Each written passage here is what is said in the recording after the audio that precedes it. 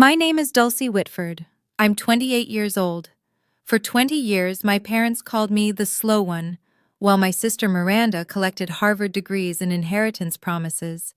They mocked my dyslexia at dinner tables, excluded me from family decisions, and paid me a fraction of what they paid her. But on Miranda's graduation day at the Plaza Hotel, in front of 350 guests, a stranger handed me an envelope that would expose every lie my parents ever told about me. What they didn't know? Grandma had been watching. She saw everything. And she left me something that would flip the entire Whitford empire upside down. The Whitfords were old money Manhattan, the kind of family whose name appeared on hospital wings and museum plaques. My father, Gerald Whitford, ran Whitford Properties, a commercial real estate empire my grandmother Eleanor had built from a single Brooklyn office in 1965. By 2024, the company was valued at $92 million. I was born with dyslexia, diagnosed at 7.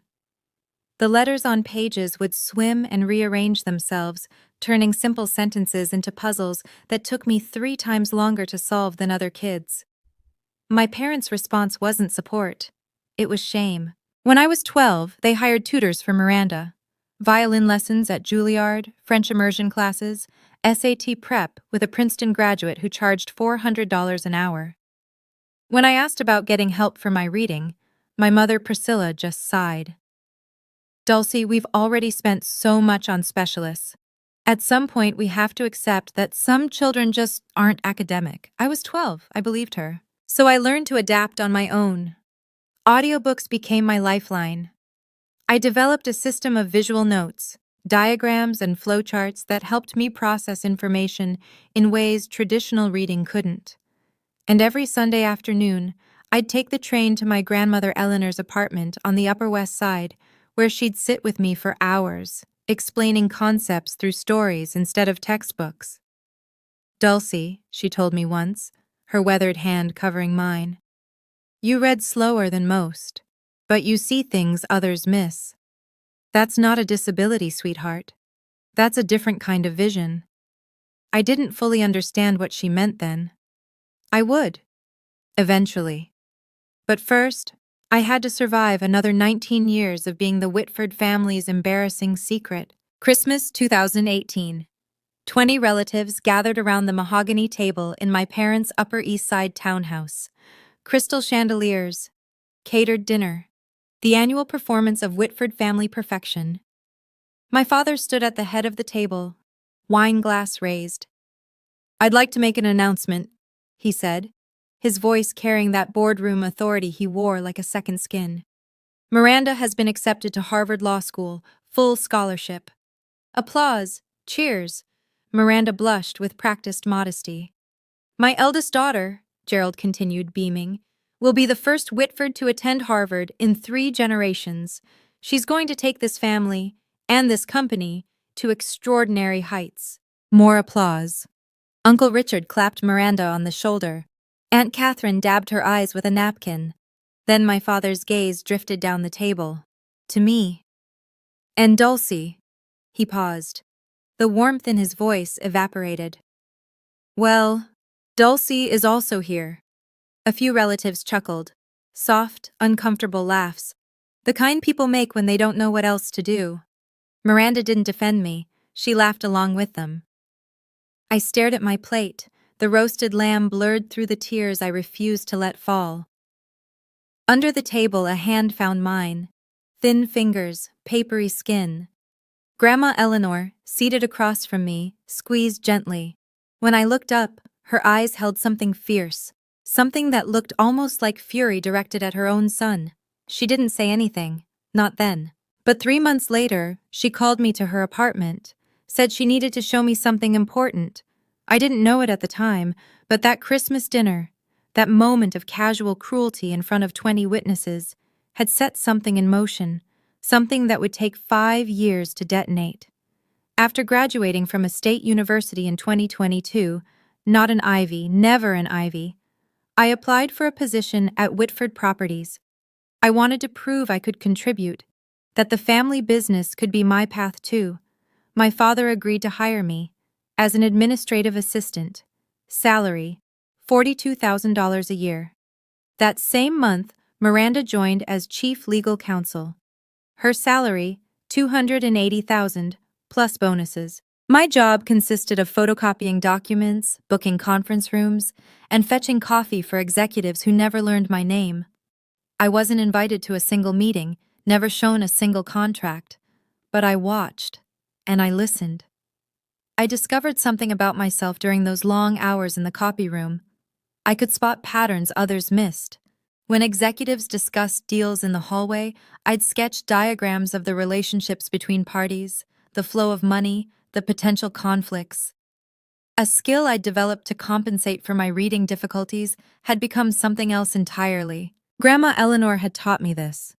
During those Sunday afternoons at her apartment, she'd spread out old contracts from the company's early days and show me how to read them not word by word, but as systems, as structures.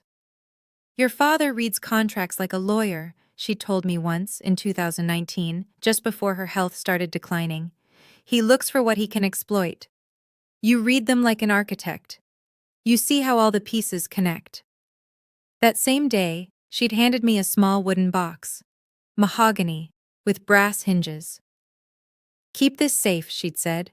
Don't open it yet. When you need it, you'll know. I'd taken the box home, tucked it in my closet, and tried to forget the strange weight of her words. March 2019, Grandma Eleanor's apartment. Grandma. She was 82 then, her once vigorous frame grown thin, her silver hair wispy against the pillow of her armchair. But her eyes, those sharp, knowing eyes, hadn't dimmed at all. Sit down, Dulcie. I sat across from her in the living room where I'd spent so many Sunday afternoons. The walls were covered with photographs.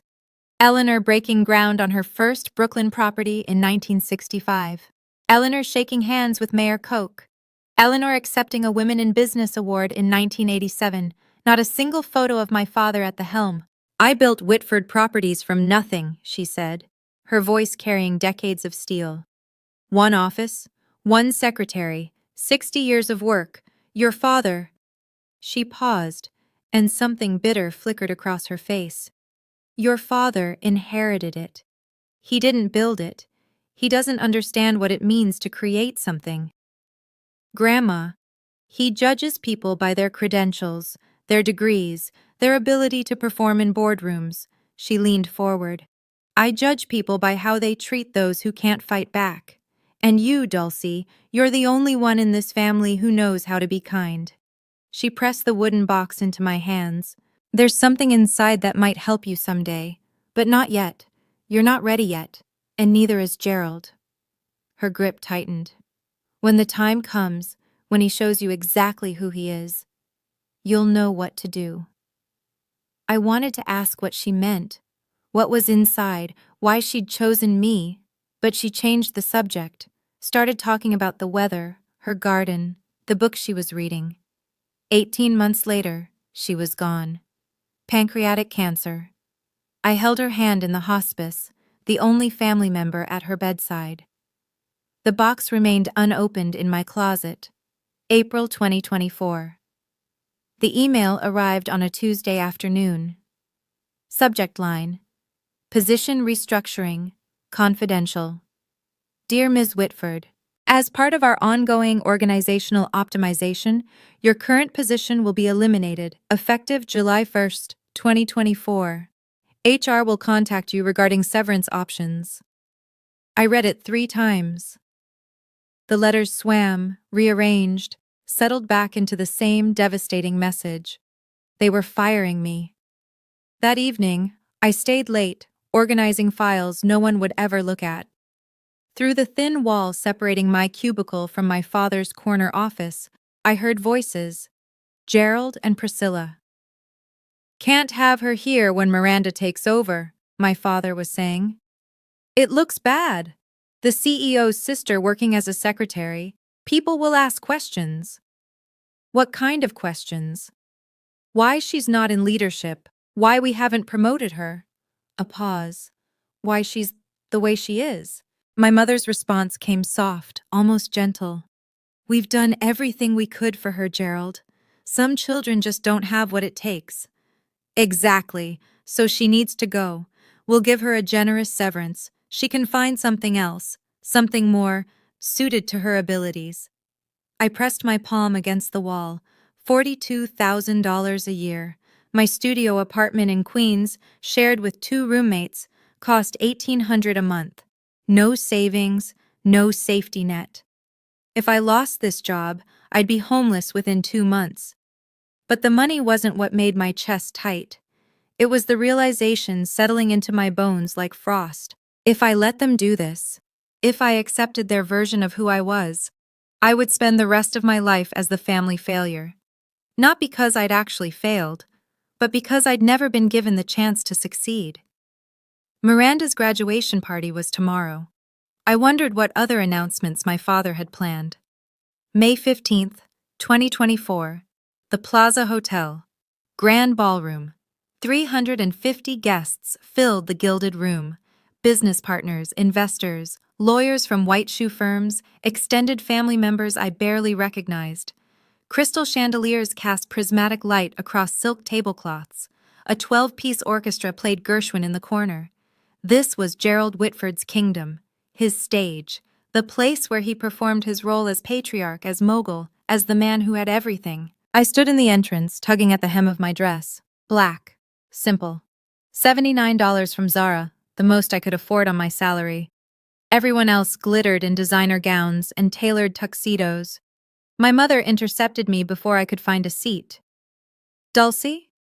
Priscilla's gaze traveled from my drugstore makeup to my scuffed heels, her lips pressed into a thin line. You couldn't find anything nicer? This is what I have. Well, she adjusted her Cartier bracelet. You'll be at table 27, near the service entrance. Try not to draw attention to yourself. Of course. And Dulcie? She leaned closer, her Chanel No. 5 overwhelming. Tonight is Miranda's night. Whatever you're feeling, whatever resentment you think you're entitled to, keep it to yourself. Don't embarrass us. She walked away before I could respond. Table 27 was at the back of the ballroom, partially hidden behind a pillar. My table mates were distant cousins I'd met maybe twice. From my seat, I could see the main stage, the massive portrait of Miranda in her Harvard regalia, the banner reading, "Congratulations, Miranda Whitford, Harvard Law Class of 2024, and near the entrance, standing alone by the door, a silver-haired man in a gray suit. He wasn't mingling, wasn't eating, just watching. His eyes found mine across the crowded room. Something cold prickled down my spine. At 8:30 p.m., the orchestra stopped. The lights dimmed. A spotlight illuminated the stage where my father stood, champagne flute raised.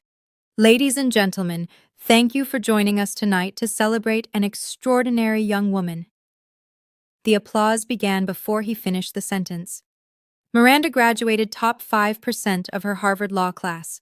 She completed a clerkship with Justice Reynolds, and last month, she made partner track at Sullivan & Cromwell in record time. Gerald's voice swelled with pride.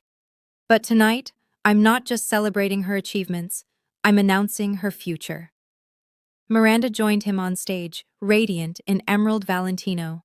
Effective immediately, Miranda Whitford will inherit my entire estate upon my passing. This includes our family residence at 740 Park Avenue, currently valued at $13 million, a Tesla Model S Plaid, and most importantly, he paused for effect, the position of CEO of Whitford Properties when I retire. The room erupted, standing ovation, camera flashes. Miranda dabbed at her eyes with performative grace, 350 people celebrating, and not one of them glanced at table 27. The cousin beside me, a woman I'd met at a funeral 8 years ago, leaned over. Dulcie, right? So what does that mean for you? I opened my mouth, closed it. What could I say? That I'd just been formally erased from my own family? That the termination letter in my inbox was only the beginning?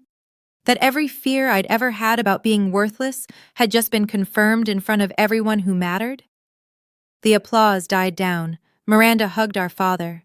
Cameras clicked, and through the crowd, the silver-haired man at the door began walking toward me. Slowly, deliberately, like he'd been waiting for this exact moment. The man stopped at my table. Up close, I could see he was older than I'd thought, early 60s, with deep-set eyes and the careful posture of someone who spent his life in courtrooms. "Miss Whitford?" "That's me." I straightened in my chair. "Can I help you?" "My name is Jonathan Ellis." He pulled a business card from his breast pocket, cream-colored, embossed, Morrison and Blake, attorneys at law. "I was your grandmother's lawyer." My grandmother. The words hit like a punch. "Eleanor passed away 3 years ago." "I'm aware." He didn't sit, didn't soften. "She left something for you, with very specific instructions about when to deliver it." From inside his jacket, he produced a cream envelope, heavy stock, sealed with red wax bearing a notary's stamp. "What is this?" "Her will, the real one." His voice dropped. "The one your father doesn't know exists." I stared at the envelope. The notary seal read Morrison and Blake, September 12, 2019. 5 months after that Sunday afternoon in her apartment. 5 months after she'd handed me the wooden box. "I don't understand." "Your grandmother gave me explicit instructions. I was to deliver this document on the day your father publicly disinherited you." Ellis glanced toward the stage, where Gerald and Miranda were still basking in applause. "I believe that just occurred." My hands trembled as I took the envelope. "Mr. Ellis, what's in here?" For the first time, something almost like warmth flickered in his eyes.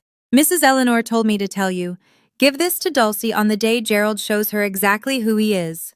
By then, she'll be ready." He straightened his tie.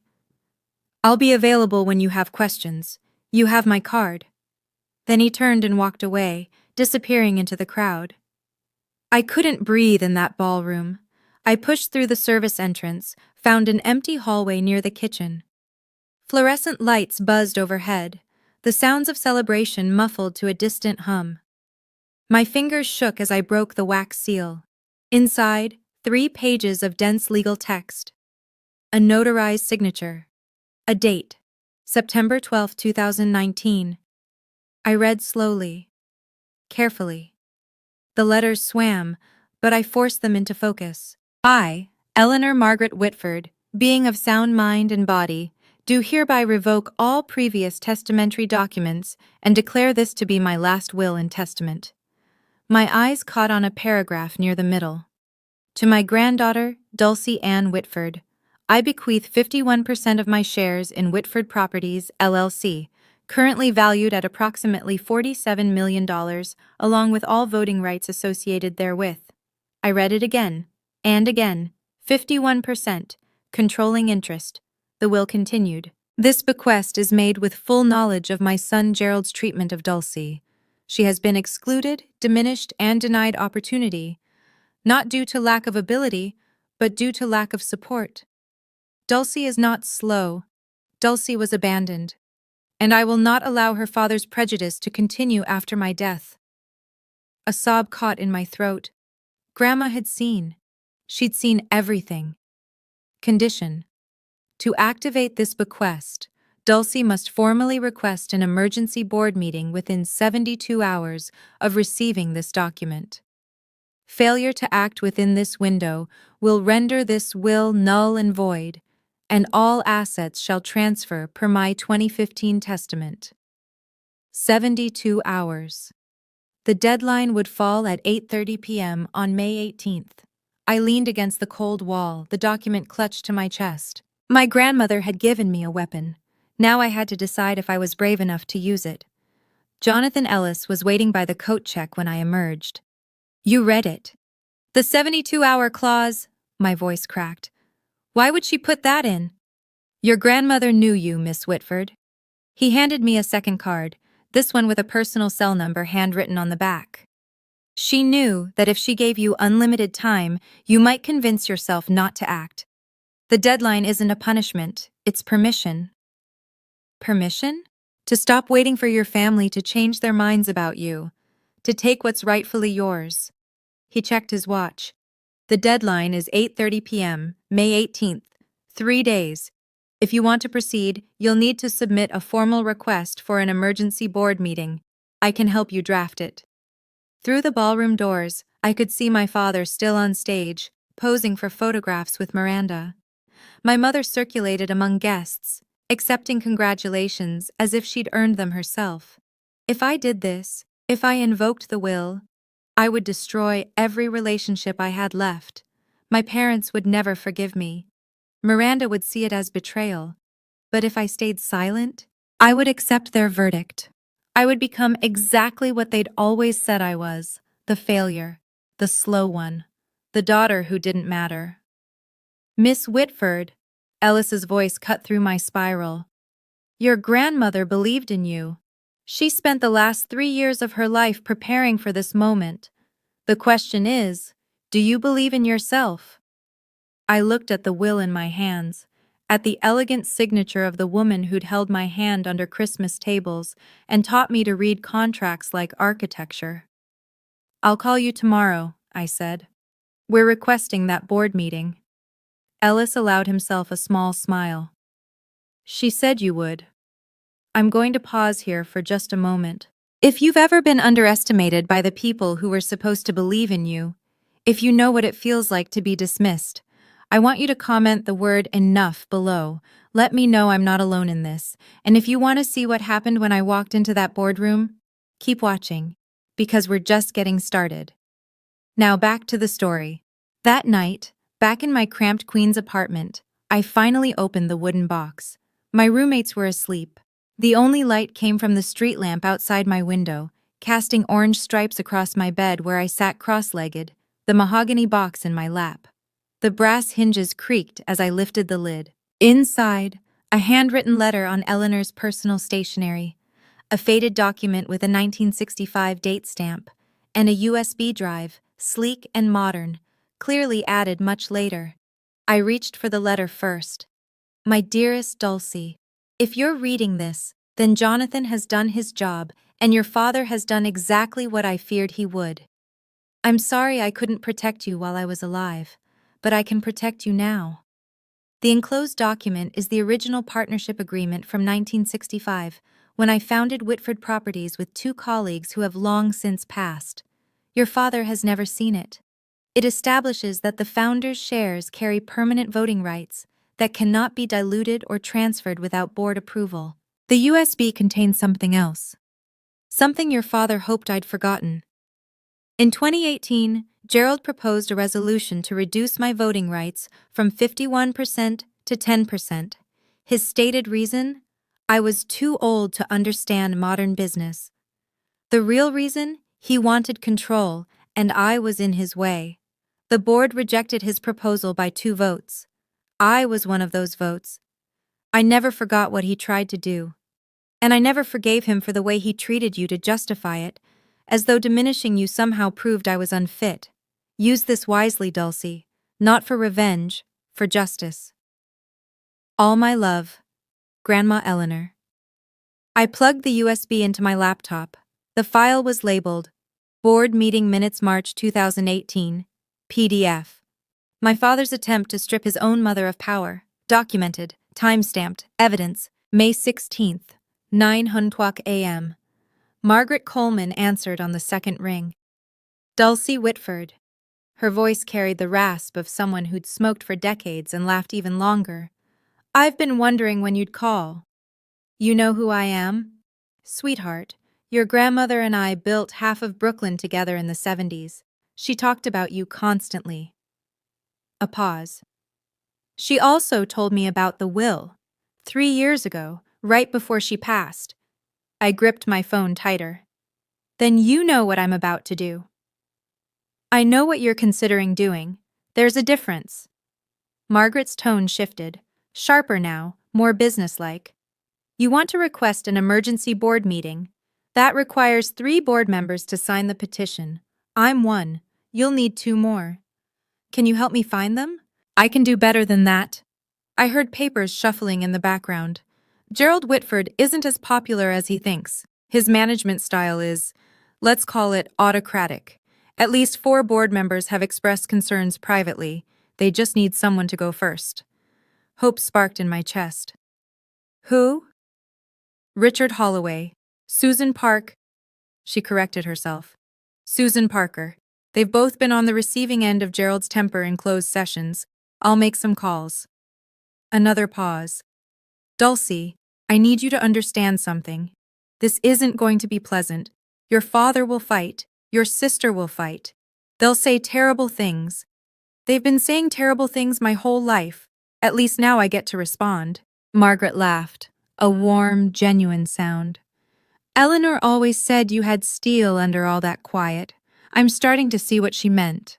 She cleared her throat. I'll have the petition ready by tonight. Board meeting request, May 18th, 10 o'clock a.m., Whitford Tower, 42nd floor. Thank you, Margaret. Don't thank me yet. Thank me when you're sitting in that boardroom. May 17th. Gerald found out about the board meeting at 4 o'clock p.m. I know this because Miranda called me 45 minutes later, her voice tight with controlled fury. What did you do? I was sitting in my cubicle at Whitford Properties, pretending to organize files. I don't know what you're talking about. Dad just got a notice from the board secretary.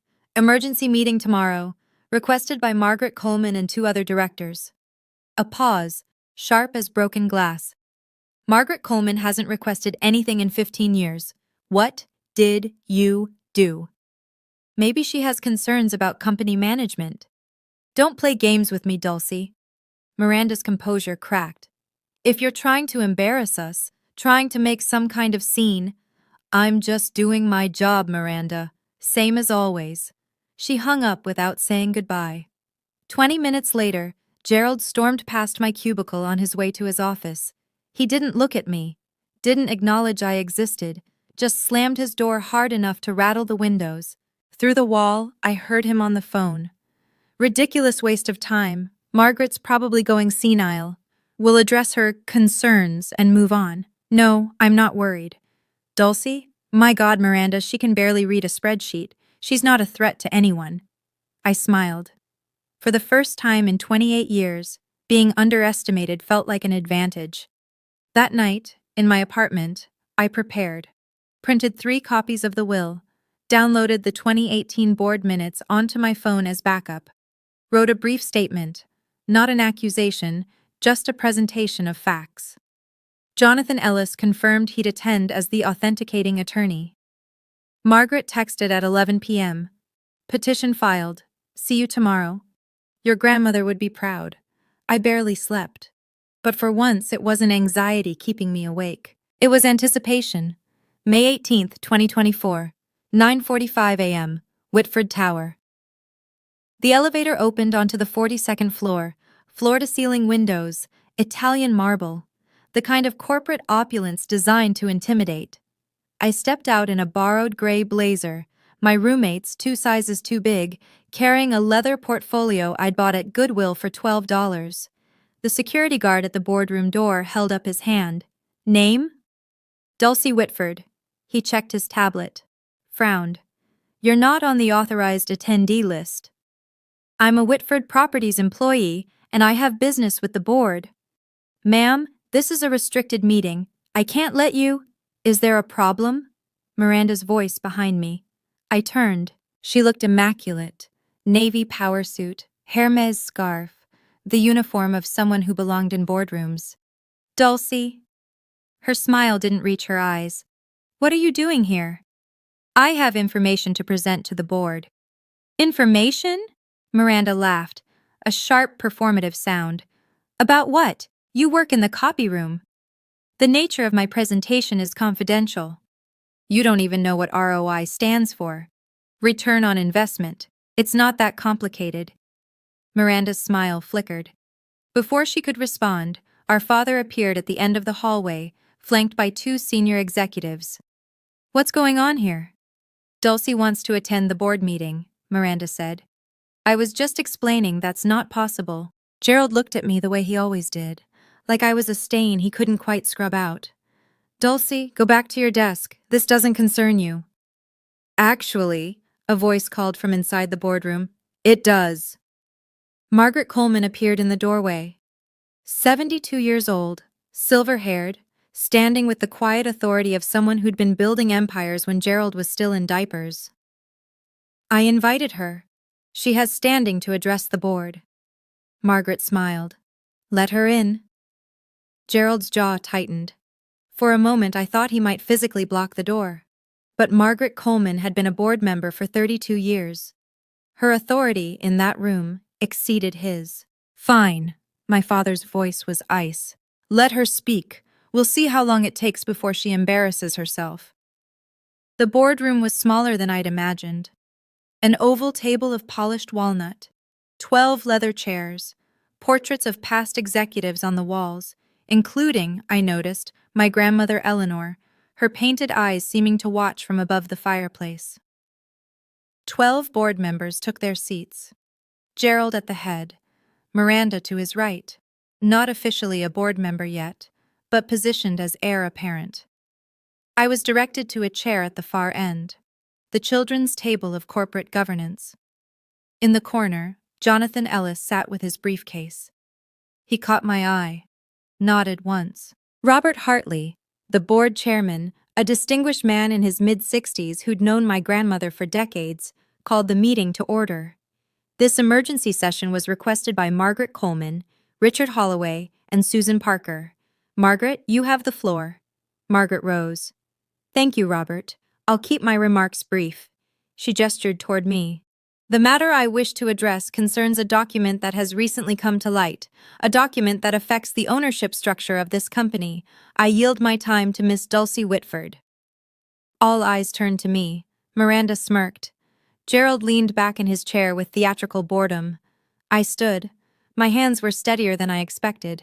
Thank you, Mrs. Coleman, and thank you to the board for allowing me to speak. I opened my portfolio. What I'm about to present may come as a surprise to some of you. I ask only that you listen to the evidence before reaching any conclusions. Gerald sighed audibly. I ignored him. Before I could continue, my father raised his hand. I'm sorry, Robert, but before we waste the board's valuable time. Gerald stood, buttoning his jacket with deliberate slowness. I need to provide some context. Gerald, Margaret started. Dulcie is my daughter. His voice carried that patronizing warmth he used for difficult clients. And I love her, but she's not qualified to address this board on any business matter. She works in an administrative role. She has no legal training, no financial background, no strategic experience. Miranda chimed in, her tone dripping with false sympathy. Dulcie also has dyslexia. She struggles with reading. We've tried to support her, but... She shrugged elegantly. Some limitations can't be overcome with effort alone. A few board members shifted uncomfortably. What we're seeing here, Gerald continued, is a troubled young woman acting out. Perhaps due to the announcement at Miranda's graduation party, sibling jealousy is... Mr. Whitford. Robert Hartley's voice cut through like a gavel. You'll have an opportunity to respond, but Miss Whitford requested this time, and she's entitled to use it. Gerald sat down. His expression promised consequences. Miranda caught my eye and mouthed, You're embarrassing yourself. I looked at them both, my father, my sister, and felt something shift inside me. Not anger, something colder, clearer. They weren't trying to protect me. They weren't even trying to protect the company. They were trying to protect their version of the story, the version where I was nothing. Thank you, Mr. Hartley. I pulled the document from my portfolio. I won't be discussing my reading ability today. I'll be discussing this. I held up the will. The room went silent. This is the last will and testament of Eleanor Margaret Whitford, founder of this company, notarized September 12, 2019. Gerald's face drained of color. That's impossible. Gerald's voice came out strangled. My mother's will was executed in 2015. I have a copy. You have a copy of her previous will. I kept my voice level. Clinical. Under New York Estates, Powers, and Trusts law, a subsequent valid will automatically revokes all prior testamentary documents. This will, I placed it on the table, was executed 4 years after the one you possess. I slid the document to Robert Hartley. Mr. Ellis? I gestured to Jonathan, who rose from his corner seat. Would you please confirm the authenticity of this document? Jonathan approached the table. I'm Jonathan Ellis, partner at Morrison & Blake. I served as Eleanor Whitford's personal attorney from 2008 until her death in 2021.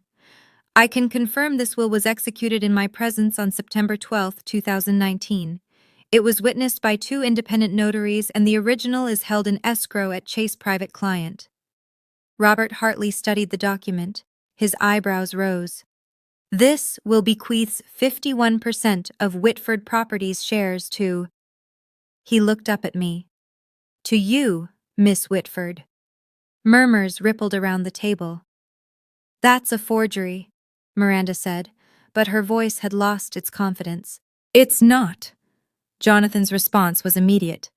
And I'd advise you against making accusations of fraud without evidence, Ms. Whitford. Morrison & Blake's reputation speaks for itself. Gerald slammed his palm on the table. This is absurd. My mother was ill. She was being manipulated. Manipulated? I pulled out my phone. Perhaps you'd like to explain this then. I pressed play on the 2018 board meeting audio. My father's voice filled the room. Eleanor is 81 years old. She doesn't understand modern business. I moved to reduce her voting rights to 10%. The recording ended. The silence that followed was absolute. That recording? Gerald's face had turned a mottled purple. That was a private board discussion, which Eleanor attended. I kept my voice steady.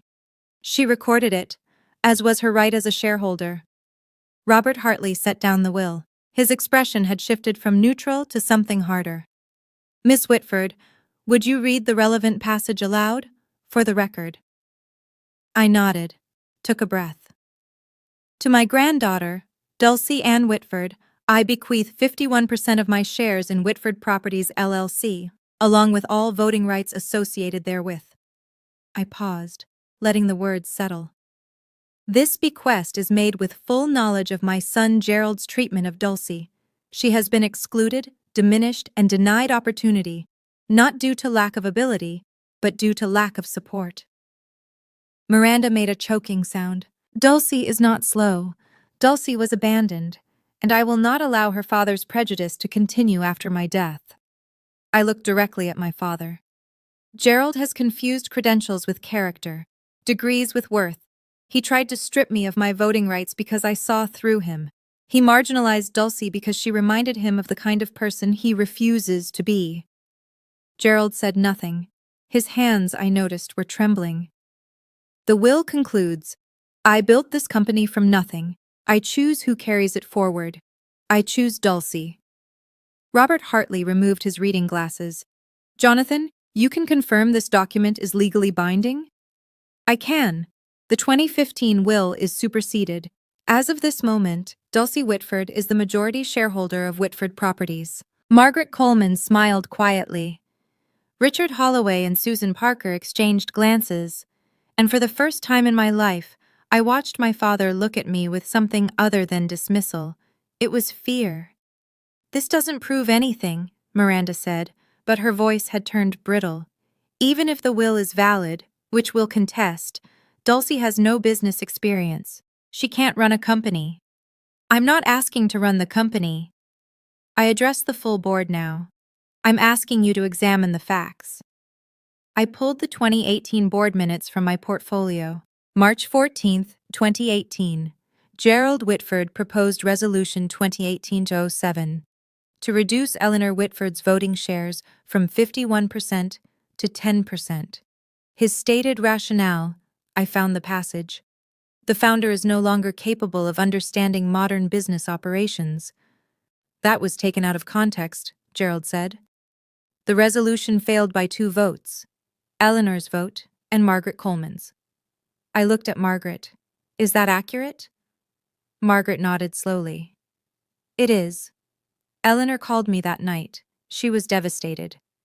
Not because of the resolution, she knew it would fail, but because her own son had tried to take everything she'd built. This is ancient history, Gerald started. It's evidence. I cut him off. Evidence that my grandmother wasn't suffering from diminished capacity when she wrote that 2019 will. She was protecting herself from her own son, and she was protecting me. Robert Hartley looked around the table. Does anyone else have documentation contradicting what's been presented? Silence. Gerald? My father's jaw worked. No words came. Miranda? My sister stared at the table. Her perfect composure had cracked entirely. Richard Holloway spoke for the first time. Robert, I think we need to recess and have legal counsel review these documents. Agreed. Hartley checked his watch. We'll reconvene in 15 minutes. Jonathan, please remain available. The board members rose. Conversations broke out in hushed tones. Gerald didn't move.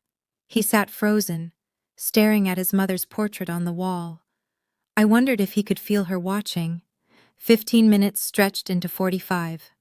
The board's legal counsel, a thin man named Patterson, whom I'd never met, spent the entire time on his phone with Morrison and Blake, Chase private client, and the New York State Court's records office. I sat alone at the end of the table. Jonathan Ellis brought me a glass of water. Margaret Coleman patted my shoulder as she passed. Gerald and Miranda huddled in the corner, their whispered argument growing increasingly heated.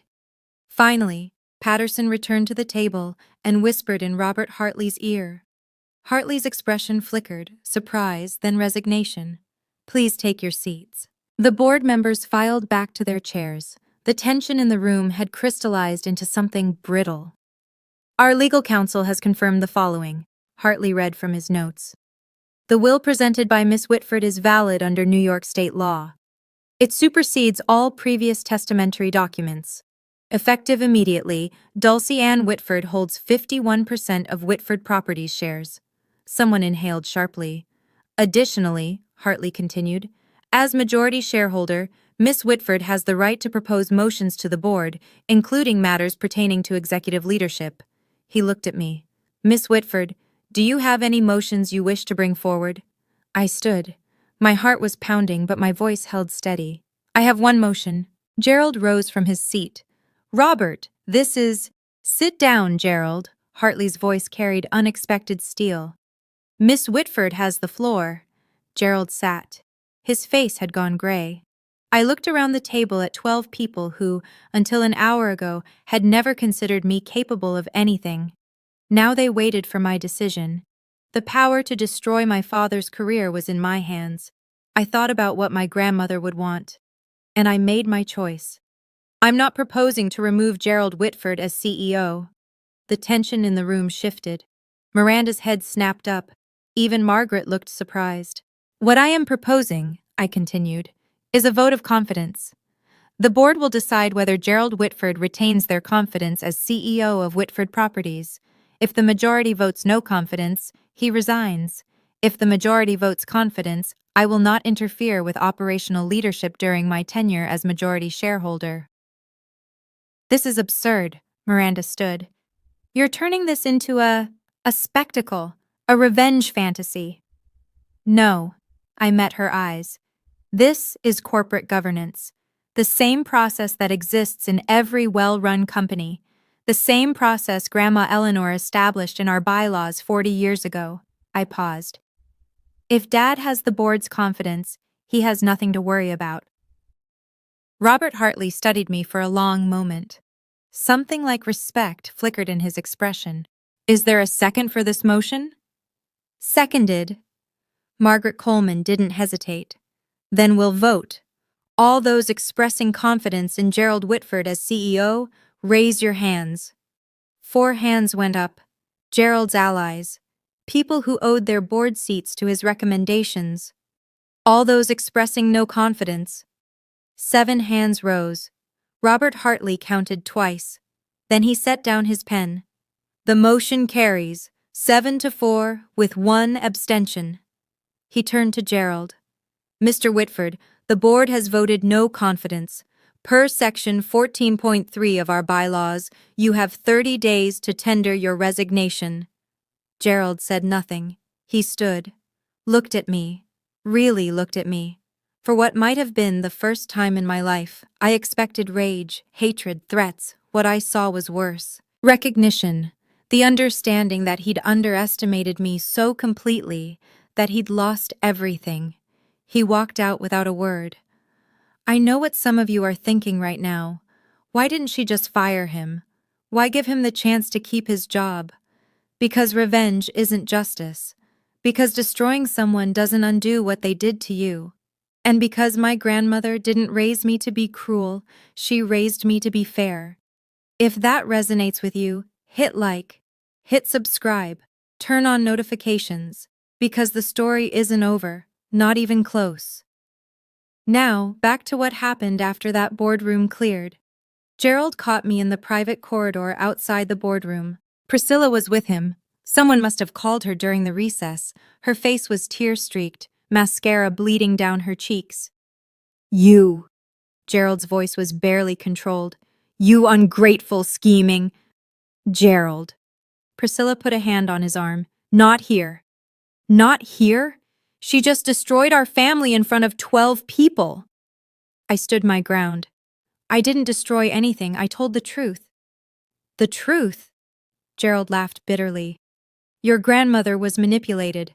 That lawyer Ellis, he must have— Grandma Eleanor wrote that will 5 months after you tried to strip her of power, because she saw exactly who you are." My voice didn't waver.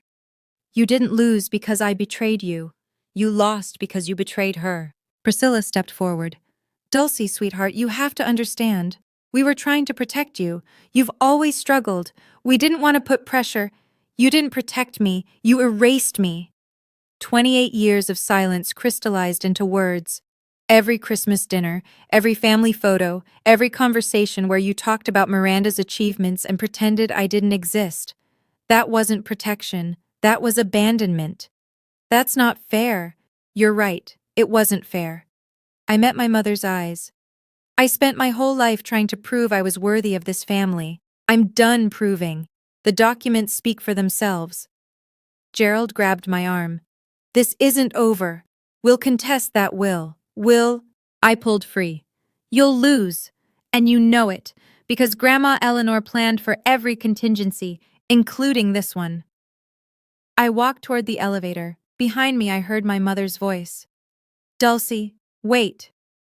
I didn't wait. For the first time in my life, I didn't need their permission to leave. The elevator doors closed on my parents' faces. I leaned against the brushed steel wall, finally allowing myself to breathe. The adrenaline that had carried me through the past 2 hours began to ebb, leaving something unexpected in its wake. Not triumph, not satisfaction, grief. I'd just severed 28 years of hoping things would change, of believing that if I was patient enough, quiet enough, good enough, my parents would eventually see me, love me the way they loved Miranda. That hope was dead now. I'd killed it myself. The elevator descended 42 floors. By the time it reached the lobby, I'd wiped my eyes and straightened my borrowed blazer. Jonathan Ellis was waiting by the security desk. That was— he searched for the word. Remarkable. It was necessary. Your grandmother would agree. He fell into step beside me as I walked toward the exit. What happens now? Now I go home, sleep, try to figure out what my life looks like without the family I thought I had. And the company? I don't want to be CEO. I never did. We stopped at the revolving doors. I just want the company my grandmother built to be run by people who actually care about it. Not people who see it as their personal inheritance. Ellis nodded slowly. The board will want to meet with you, discuss transition plans, your role going forward. I know, but not today. I pushed through the door, felt the Manhattan sunlight hit my face. Today, I just need to be Dulcie Whitford, not a shareholder, not a victim, not a symbol. And tomorrow? I looked back at Whitford Tower, 42 stories of glass and steel bearing my family's name. Tomorrow I start building something new. May 19th, 2024. Gerald Whitford signed his resignation letter at 4:00 p.m. I wasn't there. I learned about it through an email from Robert Hartley. Miss Whitford, Your father has tendered his resignation effective June 15, 2024. The board has appointed me as interim CEO while we conduct a search for permanent leadership. Additionally, the board has voted to offer you a formal position, strategic advisor to the board. This role would allow you to participate in major decisions while you determine your long-term relationship with the company. Please let me know your thoughts. Regards, Robert Hartley. I read the email 3 times, habit, and then forwarded it to Jonathan Ellis for review. His response came within an hour. Fair offer, no hidden strings. Congratulations, Dulcie. That evening, an all-staff email went out. To the Whitford Properties team. Effective June 15th, Gerald Whitford will step down as CEO. Robert Hartley will serve as interim CEO. Additionally, the board welcomes Dulcie Whitford as a strategic advisor in her capacity as majority shareholder. We thank Gerald for his years of service and wish him well in future endeavors. My phone buzzed with messages. Colleagues I'd worked beside for 2 years, people who'd never learned my name, suddenly wanted to have coffee, to reconnect, to catch up. I ignored most of them. But one message stood out. From Patricia Morales, an executive assistant who'd started at the company in 1987, who'd worked directly with my grandmother. Dulcie, Eleanor used to talk about you constantly. She said you saw things others missed. I never understood what she meant until today. Welcome to the boardroom. She'd be so proud. I saved that message. Some validation doesn't come from family. Sometimes that's better. 1 week later, the story went public. New York Business Journal. Whitford Properties. Shakeup. Founder's granddaughter takes control after secret will surfaces. The article didn't name me directly. Corporate privacy laws prevented that, but anyone in Manhattan real estate circles knew exactly who it was about. In a dramatic turn of events, the heir apparent to the Whitford Properties empire has been displaced by a previously unknown family member. Sources close to the board describe the transition as long overdue and cite concerns about the former CEO's management style. Gerald and Priscilla canceled their appearance at the Metropolitan Museum Gala. Health reasons, according to their publicist. 3 investment partners requested meetings with me personally, not with my father, not with the board, but with me. 2 of them, after an hour-long conversation each, confirmed they'd continue their relationship with Whitford Properties. We've had concerns about Gerald's leadership for years, one admitted. Your grandmother built something special. It's good to see her vision protected. The social fallout rippled outward. Friends of my parents suddenly remembered previous engagements. Invitations to charity events dried up. The Whitford name, which had once opened every door on the Upper East Side, now carried an asterisk. I didn't celebrate their humiliation, but I didn't mourn it either. Margaret Coleman called me on Saturday morning. How are you holding up? I don't know yet. Ask me in 6 months. Fair enough. A pause. Eleanor would have handled it exactly the same way, you know. The vote of confidence instead of termination, giving him a chance he didn't deserve. She laughed softly. She always said mercy was the ultimate power move. I thought about that for a long time after we hung up. Mercy wasn't weakness. Mercy was choice. And for the first time, the choice had been mine. June 8th, 2024. 3 weeks after the board meeting. My phone rang at 2:00 p.m. Dulcie? My mother's voice sounded smaller than I'd ever heard it. Can we talk? Just us? I agreed to meet her at a coffee shop in Midtown. Neutral territory. No chance of Gerald appearing with lawyers. Priscilla was already there when I arrived. She looked older somehow. The careful makeup couldn't hide the exhaustion beneath. Thank you for coming. She wrapped her hands around a cup she hadn't touched. I know I don't deserve it. What do you want, Mom? To apologize. The word came out cracked. For everything.